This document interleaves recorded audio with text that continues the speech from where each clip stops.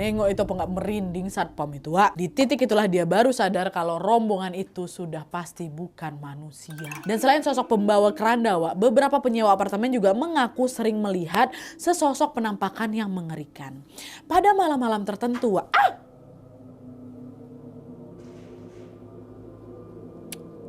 Terbuka lagi pintu kamar mandi aku. Oke lah. Pada malam-malam tertentu, beberapa penyewa sering melihat sesosok makhluk bertubuh besar, berkulit hitam, muncul dari pohon besar yang ada di belakang apartemen. Banyak tuh yang sering ngeliat kayak gitu. Dan seiring dengan adanya kisah mistis yang beredar, di saat yang sama juga kejayaan apartemen itu sudah tidak bertahan lama, Wak. Pada tahun 2002, apartemen itu mengalami kebangkrutan dan secara perlahan-lahan mulai ditinggalkan oleh para penyewanya. Nah, awalnya meninggalkan apartemen itu cuma 1-2 orang aja, Wak. Tapi makin lama seluruh penyewa juga ikut pergi dan akhirnya apartemen itu pun kosong tanpa dihuni oleh 1 orang pun, ya.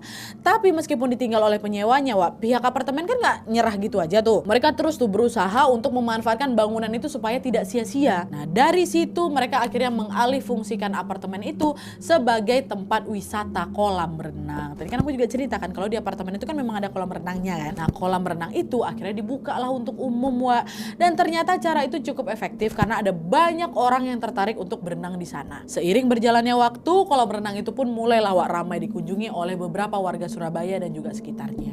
Tapi lagi-lagi keramaian itu juga tidak berlangsung lama karena pada suatu hari ada sebuah petaka mengerikan yang terjadi di sana. Suatu hari, Wak, kolam renang di apartemen itu lagi rame-ramenya pengunjung nih. Mayoritas pengunjung di sana adalah anak-anak yang salah satunya kita sebut aja lah nama anak ini A, ya. Nah, pada saat A ini lagi berenang, semuanya berjalan normal-normal aja. Tapi begitu dia masuk ke dalam air, A mendengar ada suara gemuruh dari dasar kolam. Dan gak lama kemudian A ini merasa ada seseorang yang narik kaki dia seolah mau nenggelamin dia gitu loh. Dan untungnya sebelum betul-betul tenggelam, Wak, A berhasil menyelamatkan diri dengan naik ke atas kolam langsung. Dan kejadian itu rupanya gak cuman A aja yang ngalami, Wak. Ada juga dialami sama beberapa pengunjung yang lain. Dan puncaknya pada suatu hari ada pengunjung yang tewas tenggelam saat berenang di kolam itu. Jadi udah betulan makan korban lah di sana, Wak. Nah, berita menyedihkan ini pun tentu membuat warga pun merasa takut untuk berwisata di sana.